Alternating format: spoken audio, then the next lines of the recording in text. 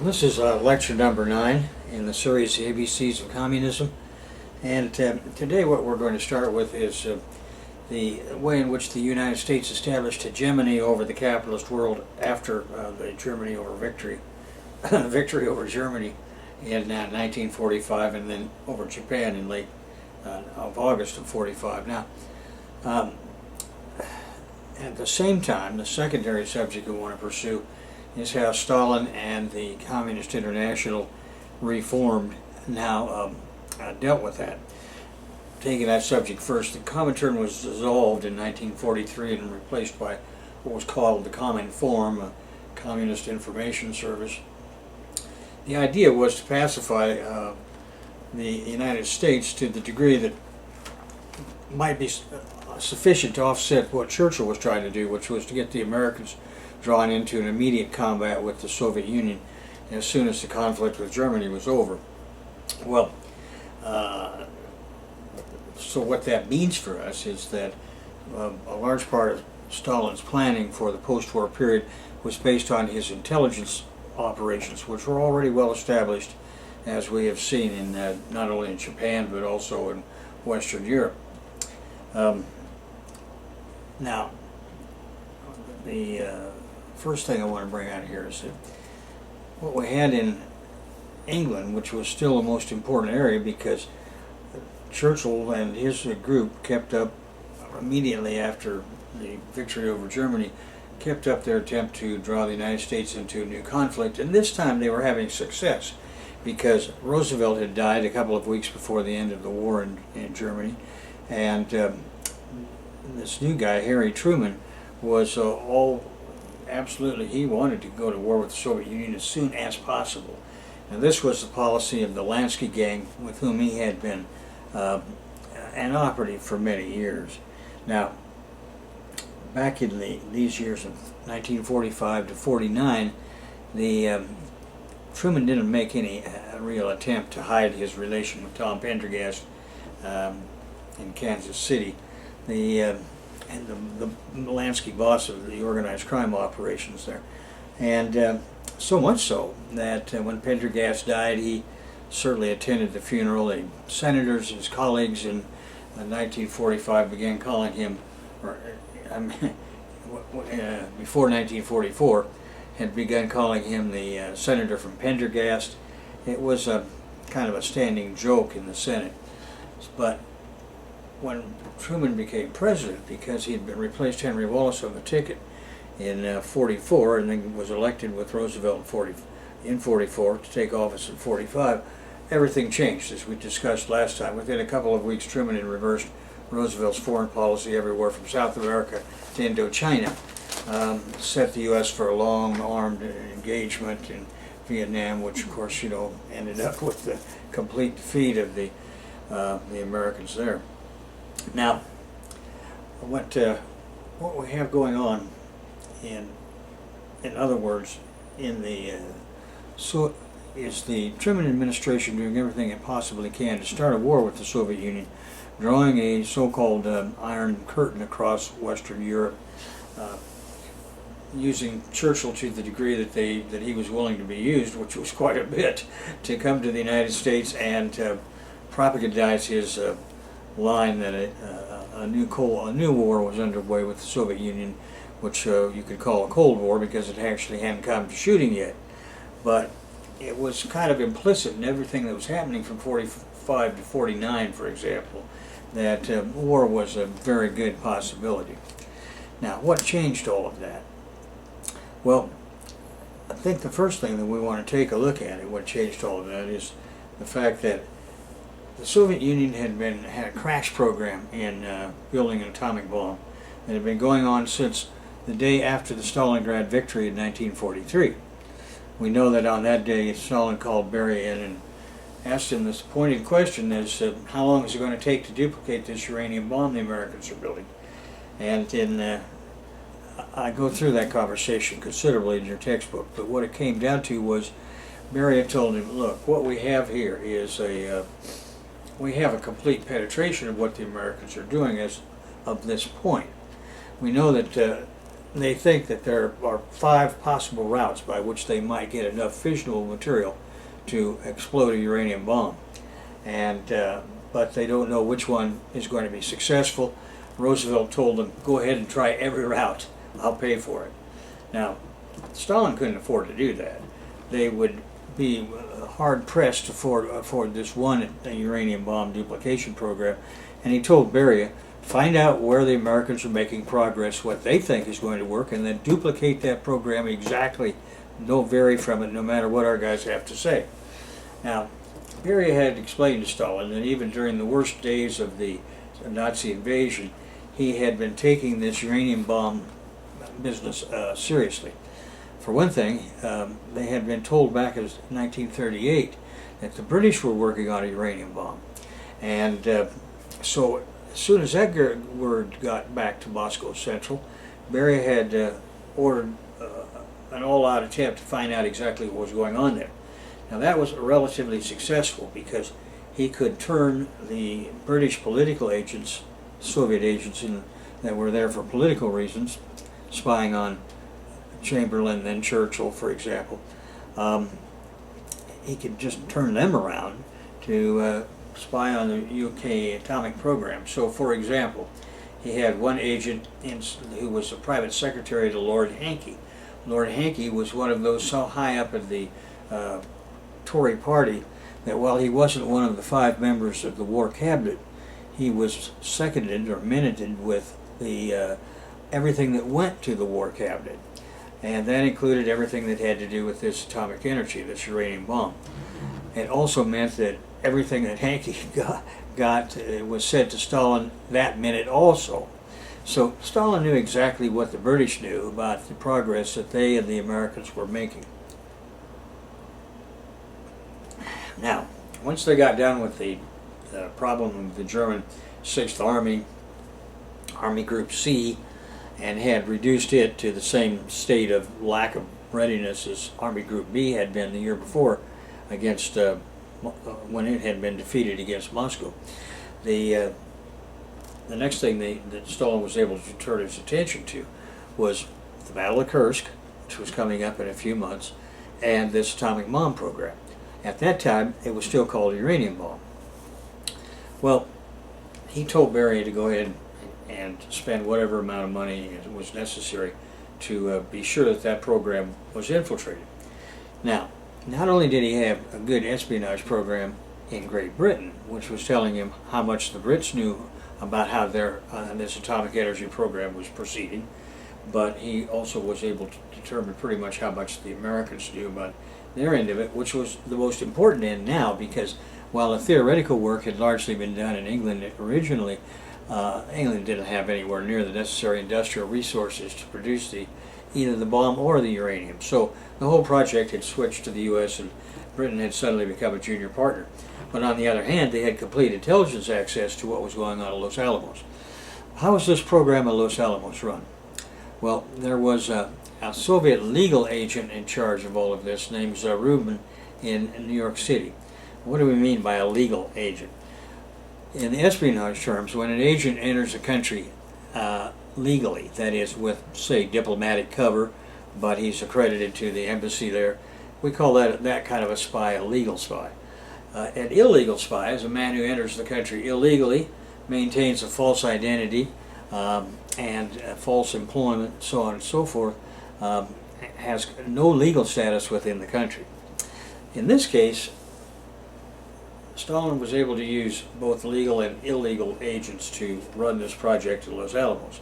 Now, originally, the research that was being done there at Los Alamos by Soviet intelligence was done out of the Soviet Embassy's New York consulate. And there were 4 people involved in that. But they had been involved in electronic intelligence in the New York, New England area all through the 30s. So they had a long track record of success, which I go over in the book and I won't bother going over here. The illegal operation was now headed by Steve Nelson, who had taken up residence out in Berkeley, California.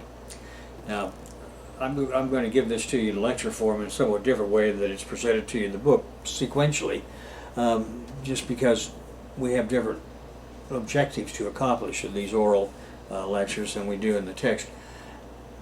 All of the details, step by step, of the things I'm telling you are outlined in your textbook in chapters 15, 16, and now 17. At any rate, one of the things that should have brought this business to the attention of, that is, of what Nelson was doing, to the attention of the FBI, was the fact that he did come to the attention of the FBI out there in Berkeley, but they completely misinterpreted what he was doing. What should have been a real good clue to them was that in 1943, for example, Rubin had made a trip to Berkeley, which in those days is 4 days each way on a train. And now, he reported when he got back to New York from this trip that he had not been able to find Steve Nelson. So I'll have a comment to make about that later, because I wasn't able to find him the first time I was set to look for him either. But that's not really the point here. The point is that shortly thereafter, a few days later, Zarubin made a second trip. That's another 4 days out and 4 days back by train to see Steve Nelson, and this time he succeeded. And this time he was photographed handing Nelson a package of money. Now, J. Edgar Hoover had an agent, had a house right across the street. They had purchased a house right across the street, the FBI had, for observing Nelson's operations 24 hours a day that he was there. And they, of course, bugged his house. So they had pretty good audio and visual control over this money transfer. And Hoover was always living in a mythological world of his own, so decided that what was going on here was an attempt to overthrow the government in California, and then move on to overthrow the government of the United States, and what he called the SOG, seat of government in Washington.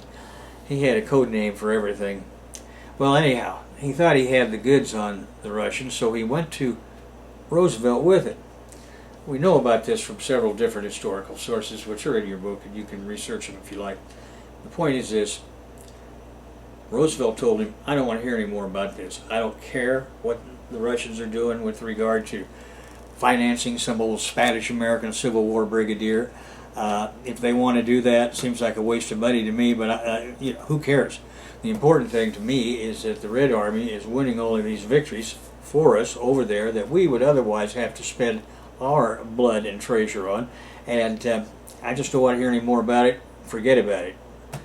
And he took these photographs, and then he told Hoover to get out of there. He didn't want to hear another word about it.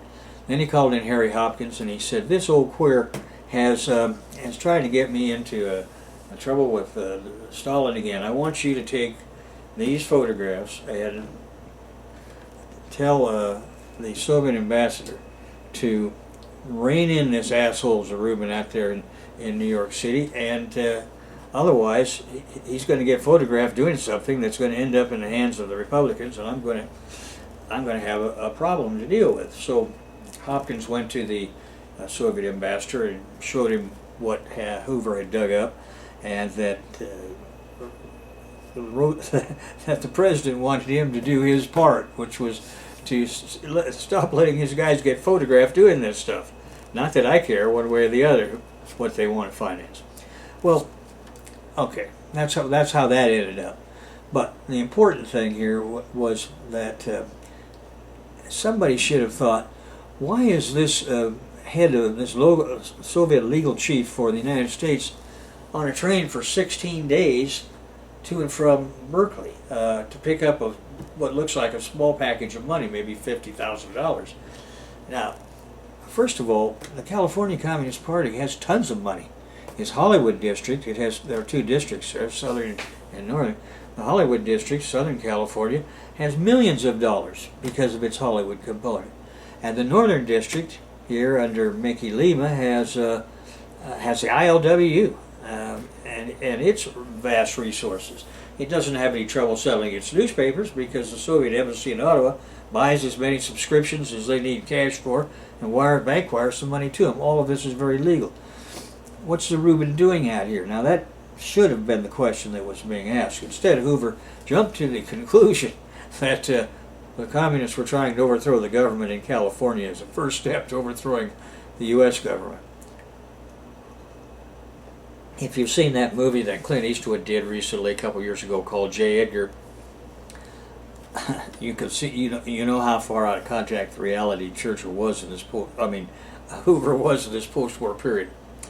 At any rate, this is the kind of close observation that Stalin had of what was going on in the United States, which was not being picked up by the FBI, and for the reasons such as we just discussed, Hoover was completely incompetent.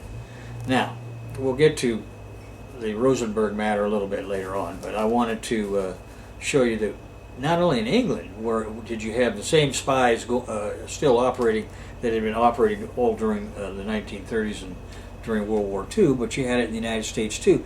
So Stalin was in a unique position of knowing, not guessing, what Truman and Churchill were up to. Jumping up to the number one Soviet spy in England, we're going to take Kim Philby first, because he is the one who's also going to come over and run the KGB's legal operations inside the Soviet embassy in Washington in 1948. So, Harold Adrian Russell Kim Philby was the son of a rather famous British iconoclast named Harry Bridger St. John Philby. St. John is the way they pronounce St. John. Don't ask me why, I have no idea.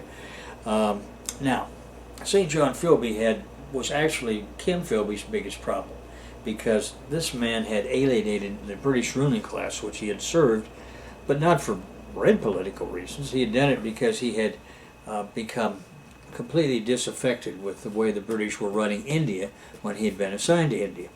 So, he had come back to the Middle East. He was considered to be what was called in those days an Arabianist and an Orientalist. He had taken on the Wahhabi religion of the Sunni sect that Ibn Saud, who had become king of Saudi Arabia, belonged to. And of course, in more recent years, we've heard more about these sects on the news, although they are very rarely explained. But this was a particularly conservative section. And he had also taken another wife, even though he was still married to his British wife, who was about a year older or younger than his son, Kim. At any rate, St. John Philby was considered to be extremely unreliable by the British ruling class, and therefore Kim Philby, going into MI6, that is, in the British Foreign Intelligence, Secret Intelligence Service, had two problems. Not only did he have to cover up his communist background in Cambridge, but he had to somehow handle this problem of his father being such a dead embarrassment. And this meant this is another reason that he had spent so much time through the 1930s building his fascist credentials and showing that he was really independent of his father's craziness, and that he had gotten over his period of redness that everybody was kind of vaguely aware of. Okay, now, just going back to that for a moment, the way Philby had come into this party originally was he was recruited by a man named Arnold Deutsch, who was a PhD in chemistry and claimed to be a practicing Orthodox Jew. At any rate, he was actually Alexander Orlov's top spy recruiter for Western Europe in industrial espionage. Now, Orlov later wrote a book on theory and method in Soviet spy recruiting and management and published it in the United States. That's another story we might get to later, I don't know, but if we use that book as an example, what Philby says that Deutsch used as a tool to approach these particular kids that were the ones that were now their target, and from the British ruling class or its circles. And essentially what this was is what he called the Amazon recruiting thesis. They had good-looking young women who had a smattering of what he calls Marxian knowledge, and to recruit some of these young men from the British ruling class. And if they could get them that far, then he would take over and bring them the rest of the way in. So Orlov was faced with a rather serious problem, and 1926, Stalin had called him in and asked him to explain why Soviet agents were getting picked up all over Western Europe. And rather than try to defend himself, he said actually it was his fault because he had set up the system by which they recruit kids that are going to become technical people in college and universities. Now, the way they had done that was great for technical purposes and for recruiting engineers and having those engineers recruit other technical people in their companies that they work for. All that was working fine, but when you tried to use these same kids as political agents, they were getting caught. Now, part of the reason he said they're getting caught is because they don't fit in. The British ruling class has a series of clubs they belong to and a series of schools that kids have gone to and so on and so forth. And these boys coming out of engineering school are the antithesis of that. And so whether they make any mistakes or not, when something is missing, when something goes wrong, they are the ones that the MI5 looks at first. So what we've got going on in all of this is a situation where we're going to have to change our recruiting methods. Now so Orlov said, it's my fault this is happening, but I know what to do about it. And Stalin said, well, go ahead and do it, but just be sure this doesn't come back on my doorstep anymore.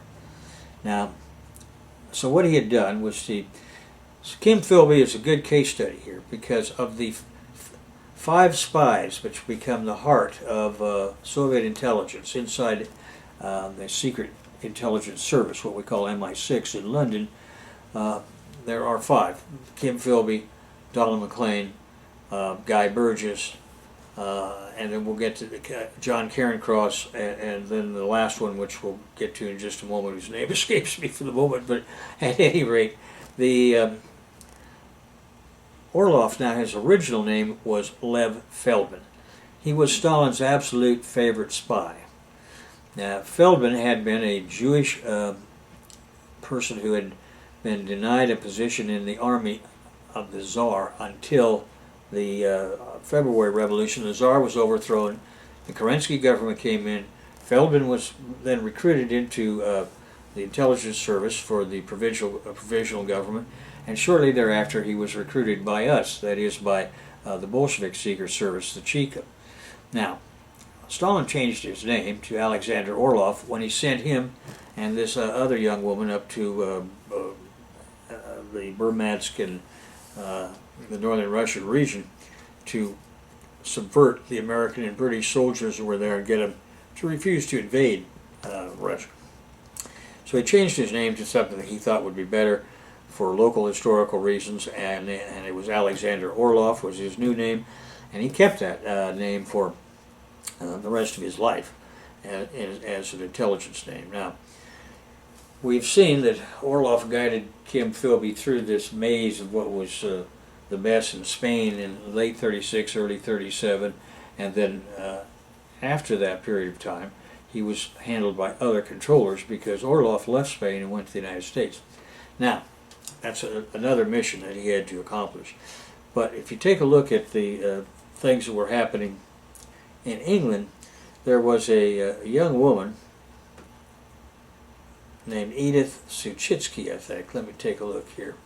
I'll let Orlov tell the story in his own words. Quote, this officer, who I've just told you was Arnold Deutsch, took account of the fact that in capitalistic countries, lucrative appointments and quick promotion are usually standard to young men who belong to the upper class, especially the sons of political leaders, high government officials, influential members of parliament, etc. To them, promotion is almost automatic, and it does not surprise anyone if a young man of this background, fresh from college, passes the civil service examinations with the greatest of ease and is suddenly appointed private secretary to a cabinet member, and in a few short years, assistant to a member of the government. Accordingly, in the early 1930s, the NSKVD residenturas, that is the resident spy chiefs for the Cheka in various capitals of European countries, concentrated their energy on the recruitment of young men of influential families. The political climate of that period was very favorable for such an undertaking. The young generation was receptive to the libertarian theories and to the sublime ideas of making the world safe from the menace of fascism, and of abolishing the exploitation of man by man. This was the main theme on which our residenteurs based their appeal to young men who were tired of tedious life in the stifling atmosphere of the privileged class.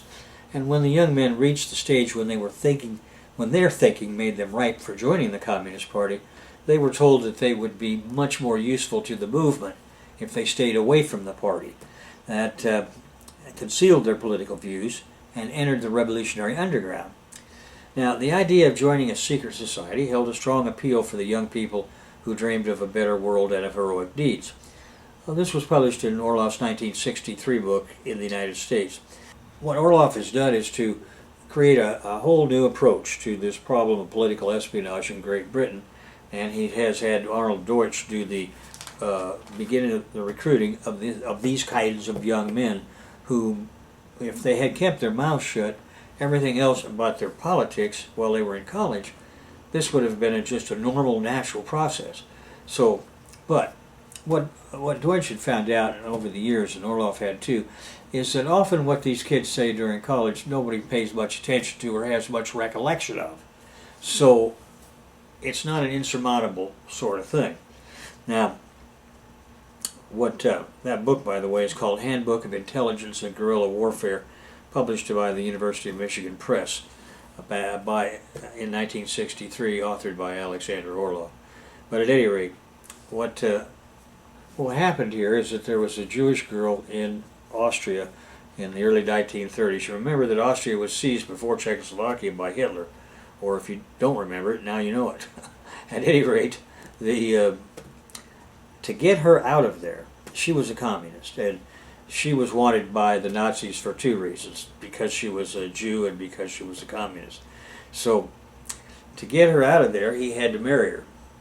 And even that wasn't enough. I mean, they were still looking for her, but he was able to get her out of Austria with some British papers and into England. He had plenty of credentials for doing that. So now this is long before he goes to Spain.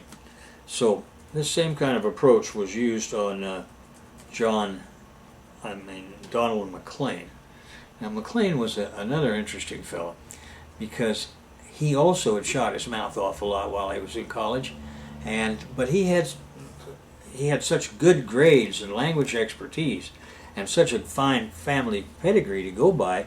His father had been a government minister for a Liberal Party when they were in power back during World War I. So that they wanted to recruit him. That is, the people at MI6 wanted to recruit this guy. But, you know, they had to deal with this communist background of his. And so he was coached by Arnold Deutsch on how to answer all these questions. And so what it came down to that day, he said yes, he had these communist ideas when he was in Cambridge. And in fact, he said, I haven't even gotten over them to this very day. Which the committee that was reviewing him thought, well, that's exceptionally honest. They had gotten used to the idea by this time that young men have had, typically people that we know of who are quite upstanding class-wise, have had these flirtations with communism when they were young and didn't know any better, but after they got out of college and got into the real world, they have become one of us again. So this is not something we're unused to. At any rate, McLean passed them with flying marks, and they sent him into the Foreign Office. He was already, of course, working for Soviet intelligence. John Cairncross was another man who was of this Amazon susceptible type, as Philby and Donald McLean. So Cairncross was a person who would eventually become extremely important because he was able to get all of the ultra enigma decoding information from MI6 into Stalin's hands instantly. Just one example was when the Brits had broken the Nazi code preparing for Kursk. Cairncross got every bit of that data, which the British should have shared with Stalin. After all, they're allies. And this is going to be a critical battle of World War II. But, you know, in Churchill's mind, he considers Stalin to be as much of an enemy as Hitler, but he'll have to be dealt with later on because of the obvious war reasons. So Cairncross gets all of the information about the Nazi attack plan by air, so that a few hours before the Dawn 1921 attack on Kursk, the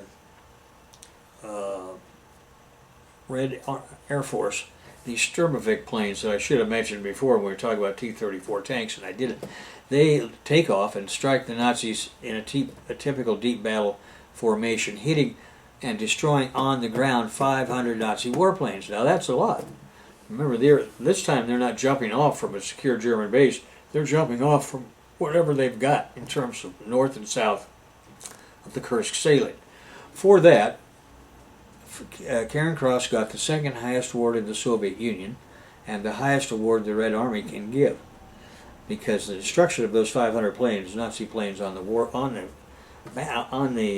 airstrips that they would have taken off from to be part of the initial assault on the Kursk salient was a tremendous military advantage. So that's just one example.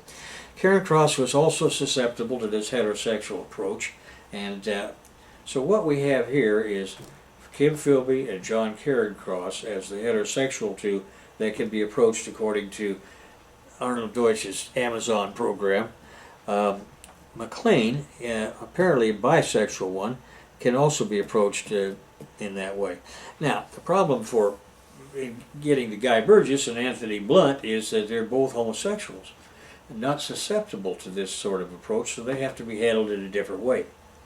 But this is an interesting side that came to Alexander and or Arnold Deutsch was Sonny, or son, as in S-O-N, you're my son.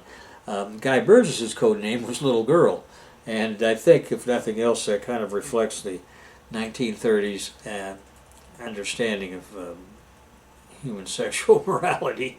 At any rate, so you have this deep insight into going on inside British intelligence, and it wasn't just MI6. By this time, Stalin had at least 3 men inside MI5, if we want to count Wallace Simpson. One of them was Roger Hollis, who would eventually become head of MI5. What this meant was you could keep an eye on both of these services with each other, and it would be hard. I can't imagine being in a better position than he was in at the time. Well, at any rate, we want to go on here to the point that even though the Truman and Churchill operation was potentially very dangerous because of what they had, it was still something that was relatively easily controlled by Stalin, because he had intelligence superiority over both of these men that had been established over many years. An example would be Philby. Again, coming back to him. Back in late 1944, I believe it was, he had been brought into by M, the man whose real name was C, but we call M because of Ian Fleming. He'd been brought in and told, listen, the Soviet Cheka chief for Istanbul, Turkey, has walked into our embassy and offered to sell us the names of certain high-ranking people inside Soviet agents inside British Foreign Office. And I want you to go out there and get him and bring him back. And he said, nobody knows about this because they didn't wire this into us. It had to come by a courier in a diplomatic bag, because this guy out in Istanbul says that the Nazis have, the Brits have broken our code. So what we have to do is send you out there personally to bring him back. The guy's name was Volkov. We know today what happened was that Philby told his Soviet controller in London what had just happened. And subsequently it was noticed that the traffic between the Soviet embassy, that is radio traffic, coded of course, between the Soviet embassy and Moscow Central, had just jumped right up almost overnight in this time period. And they also noticed that the Soviet traffic between Moscow Center and Istanbul had jumped up almost overnight. But nobody really put that together until much later. Now, what had actually happened is that Philby had been told by his controller to take the slow road to Istanbul to bring this guy back in. And so he used a series of excuses which delayed his arrival in Istanbul. The day before he actually got to Istanbul, a Russian plane had flown in, landed on without any kind of announcement or clearance.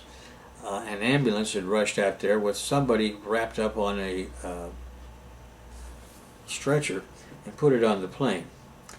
Well, that was Volkov, and nobody ever heard from him again. That was the end of that story. So by the time Philby breezed into Istanbul, they were telling MI6 there was to tell him, well, I think we took him out of here yesterday. And sure enough, that's what had happened. But you couldn't blame Philby for that. Now, at the time, later on, Philby wrote a book called My Silent War, where he gave the impression that Volkov knew about his identity, and he was scared to death that of course, that would come out. But when you take a closer look at it, as another man did who was assigned to investigate this Philby defection, a man named Peter Wright wrote a book called Spycatcher. He says you take a closer look at what it was actually said. It was said that this fellow Volkov knew of two men inside the Foreign Office who were high-ranking Soviet agents. One of those certainly would have been Donald McLean. Now, but he didn't say anything about Philby, but it looks as if Philby was allowed to write his biography, or autobiography, precisely to throw these spies hunters off. And because they weren't looking for him at all. So who were they looking for? Who was the other guy that, we think that the other guy that they were afraid of losing was Roger Hollis, who was by this time in MI5. And he did have a lot to cover up for. Roger Hollis, who had been recruited, we believe now, in China in the period of time when the Red Army was there in force. And then later he was worked into MI5 inside Great Britain. Now this was particularly valuable to Stalin because he already had MI6 thoroughly penetrated, and now he was going to thoroughly penetrate MI5. So the next Soviet agent that was to go in there was named Anthony Blunt. And of course they already had Wallace Simpson. We don't know about other Soviet agents in MI5, but logic tells you that there would have been a few. If they had Hollis in there, they must have been able to work other people in there. But at any rate, however that may turn out to be, what you had here was a situation immediately after the war where Stalin knows exactly what's going on. Now they've decided to bring Philby to Washington, D.C. because he's by far their best English-speaking spy they have in MI6, and fortunately he's up for promotion. In London, before they had sent, eventually they sent Philby to Istanbul after 1945, not just because of this Volkov incident, but because they want to give him one final foreign assignment as chief of station before his name is submitted to be the new M. So he's in line to be the new head of the British Secret Service. Now that is quite a plum for Stalin, if he can pull it off. But what happens in practice is that the Prime Minister, Clement Attlee, comes to Philby and he says, and to M, the guy that's acting at the time, he says, they have asked for Philby in Washington, D.C. The Americans have. They can't say enough good things about him, and I know that Philby isn't going to want to take this job, that he would much rather work his way up inside our system and be your successor. He's talking to him. But I'm honor bound to make the offer to Philby. Well, Philby says he'll think about it when he comes back. He says, I've decided I don't want to move up in MI6 at this time. As important a move as that would be, I would rather go to Washington and help the Americans against our common enemy, the communists. So sure enough, they send him as the new station chief for MI6 in the British Embassy in Washington. Now, he coming in there at the same time is his old friend Guy Burgess. Now, one of the things that normally would never happen is that you'd have 5 men who all know of each other's identity and each other's espionage activity. That, first of all, wouldn't normally be allowed to happen. But here it's happened. So Philby's going to have not only a new close ally there, but he's going to have one who knows exactly what he's doing. So Philby's job is to liaise with the guys that are setting up the CIA and give them advice every step of the way. Well, of course, in reality, he's sending back everything that happens every day to Moscow Center, and as usual, to Stalin personally, who's been running him personally for a long time. So, as the CIA is being set up, Stalin's getting a daily briefing on what kind of conversations they're having internally in the U.S. ruling circles and organizational circles, and to the degree he wants to interfere, he can. The only time that I think that he directly interfered that I can think of right off the bat is over the matter of Albania. Now, the Americans and the British want to overthrow the Hoxha regime in Tirana, which is a communist government, and so they have sent all kinds of parachuted secret agents in there, money, guns, the usual thing. And these agents coming in have a code name, or a code to use on their wireless when they're transmitting, so if they've been captured, they could give that fact away. Problem is that the guys that capture them all know exactly what this code is that they're supposed to be using, so they don't get to use it. And the reason they know all this is because the entire plan for each one of these drops is provided by Philby's men to the Chekas in Moscow, of course, to Stalin. And these guys, as soon as they drop inside Albania, they're picked up, gathered up, shot, put in prison, or whatever. So, those are some of the things that went wrong. Well, what happened to this whole operation? Well, what happened was that the Americans had gradually, slowly, month by month, year by year, put together a list of people who were suspects as having been spies at Los Alamos. Now, one of them that they were closing in on was Donald McLean.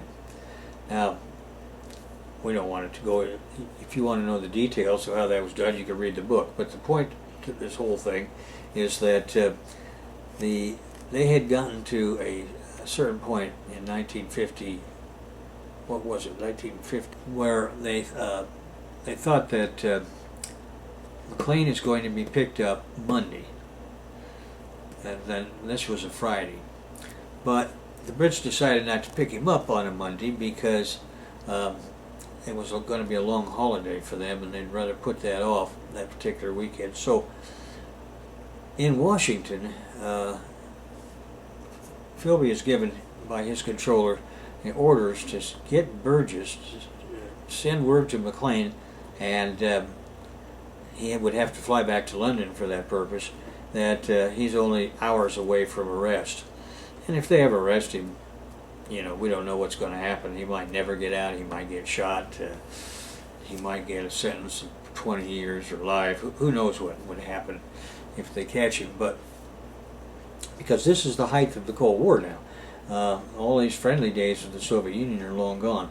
So in 1950, what happens is Philby tells Burgess to get to London immediately. And warn McLean. Now, Burgess, his idea of finding an excuse to get to London is to go to Virginia and get a bunch of speeding tickets, because a person with diplomatic plates can't be arrested and detained for speeding. You could give him a ticket, the highway patrolman, but that's it. So he'd get a ticket and then go off another 100 miles an hour and get another ticket, and pretty quick it came to the attention of the governor of Virginia, and he asked that what's his name be kicked out of the country immediately. And Burgess used that as an excuse. He flew to London. Hoover, by the way, concurred in all of this, and he called McLean a homosexual road hog. But at any rate, Burgess, So at any rate, Burgess got to London, warns McLean about what's happening. A new movie was made in 2004 starring Sharon Stone as Philby's wife. And that movie starts off with these two guys, Burgess and McLean. The names are changed in the movie, but at any rate, they're run to Moscow. So by the time that the MI5 came around to pick them up on Monday, they were long gone and had escaped permanently to the Soviet Union. So it was a source of considerable embarrassment to the government. Now, what they were really looking at with regard to McLean was they were trying to figure out how all of this information about the atomic bomb had actually gotten into the heads of the Soviets. And so they were claiming that McLean was part of that espionage operation in England. And that opens up another topic altogether of the Rosenbergs, but I don't think I'm going to go over that in this particular lecture. The entire matter of how the Rosenbergs came to public attention as supposedly the chief atom spies of the Soviet Union in Los Alamos is discussed in detail in your book, and I don't need to go through that here, except to say that Ethel Rosenberg never had anything to do with it at all, and Julius Rosenberg was a spy for the Soviet Union, but not in the nuclear energy area. He had been doing work on a volunteer basis, paying all of his own expenses because of his dedication to communism in the electronic intelligence area. He accidentally got involved because he set up a meeting with a woman whose brother was working outside Los Alamos, and she was a relative of his, so that was supposed to be secure. It wasn't, and eventually they nailed this guy. So one way or the other, the important thing is that this Rosenberg case we may or may not get to at another time isn't all that important. We have covered some of the ways in which Stalin was watching what the British and the Americans were doing. Well, in terms of this nuclear bomb. Now, in the post-war period, the Americans were building bombs at the rate of about one per month by 1947. But that was about the same rate the Russians were getting ready to build their bombs. They were producing quite a bit of fissionable material, but in 1947, the common opinion in the United States was it would take them 20 years to produce an atomic bomb, when in fact they were only 2 years away from producing an atomic bomb. Now, this because the Americans really didn't have any idea of what was happening in Soviet industry or in the espionage program. But if we go back to 1945, it's interesting that Stalin knew exactly how much fissionable material Americans had on. He was probably notified before Truman on the July 1945 blast at the Trinity site in New Mexico that bomb had worked. Now they had enough. That morning they had enough fissionable material for 3 bombs of 2 types. Well, they just blew one up, so now they've got enough fissionable material for 2 bombs of 2 types. And we don't need to go into the details. They're sometimes called Fat Man, Little Boy. There's a movie made which is kind of enjoyable to watch about this whole experience. I'm not going to go over that now, but Stalin knew when Truman gave his speech to the Japanese saying, we just dropped these 2 bombs on you and we have many more and we're going to keep dropping them as days ahead pass. Stalin knew that that was an out-and-out lie, but it was a straightforward bluff. Truman convinced the Japs that it probably would be a good idea for them to surrender because they didn't know that he only had 2 bombs and he had nothing left to drop on them. This was a completely empty threat, but they didn't know that, so they had no reason to believe that he wasn't as good as his word and wouldn't keep dropping these bombs on. And the other reason they got out of the war was because the emperor was thinking, boy, that next bomb might be right here on top of my castle, in which case, and I was also looking at the fact that the Red Army has swept through Manchuria and is about to go halfway through the Korean Peninsula. If they come over to Japan, the Red Army that is, they're going to make short work of me and everybody in my class. And when he was confronted with those 2 different things, he decided to throw in the towel, and he did. So we have, with the U.S. establishing hegemony over the capitalist world after 1945, is, first of all, they firmly believe in their own mythology. that they will have a monopoly on the atomic bomb for the next 20 years. That means that they can do pretty much whatever they want to do as far as the rest of the world is concerned.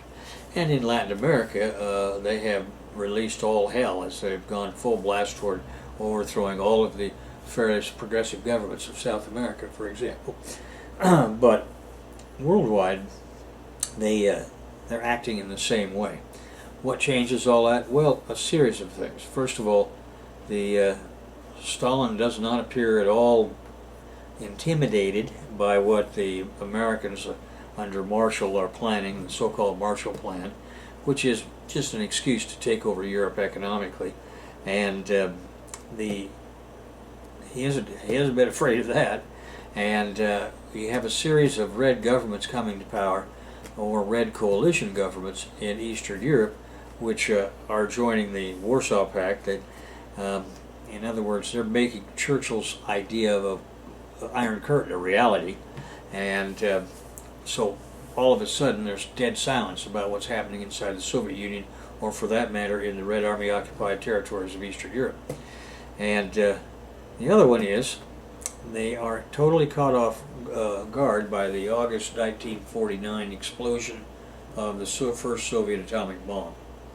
That throws them into a real don't know what to do at this particular point. And at the same time, you have the 1949 establishment almost simultaneously with that bomb explosion of the People's Republic of China in Beijing, and Chiang Kai-shek's total flight toward the south, toward what he called Formosa, which was the Japanese name for Taiwan.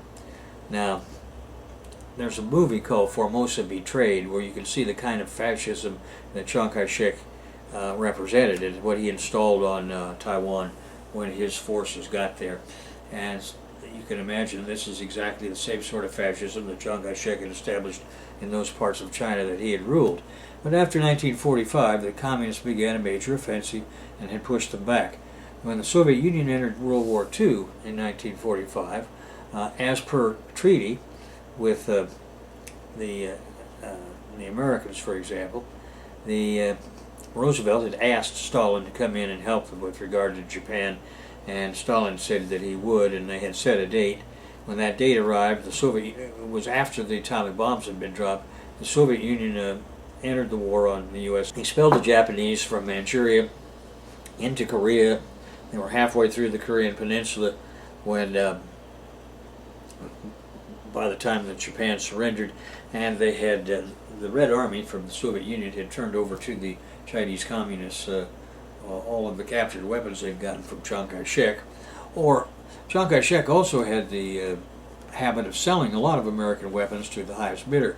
So Harry Truman said later, when he was in a highly pissed off mood, that of $20 billion had been stolen by Chiang Kai-shek in those years from 1945 to 1949. And he was, kind of hot about that. Part of that stealing, of course, was in cash, and because you could never have any cash around Chiang Kai-shek or his wife for more than a few minutes that they wouldn't have stolen. So the other part was they would actually sell these tanks and planes that were coming into the communists if they were going to pay them with cash. So they'd sell to anybody. So you had all of that sort of thing that had been going on over there.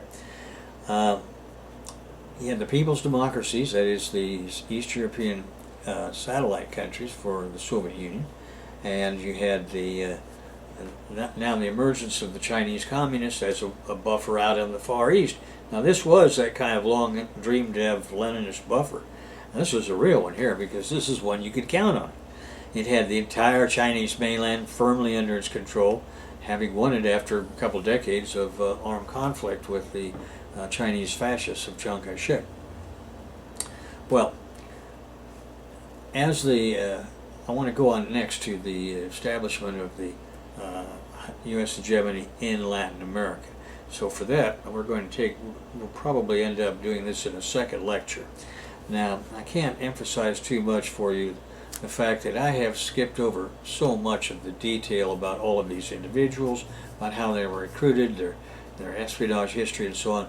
because I don't want to get too far off of the main topic, which is from here on out, we're going to be talking about how the Soviet Union and its allies, the international communist movement, defeated U.S. imperialism in its first attempts to establish world hegemony.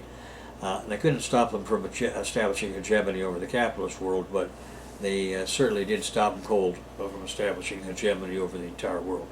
Next time we're going to move on to the details of that worldwide hegemonic establishment and see how that played out. And what we're leading up to is the counter-revolution inside Russia led by, well, you're going to see who it was led by, but which brought Michael Gorbachev, the great traitor, to power, and the overthrow of the Soviet government.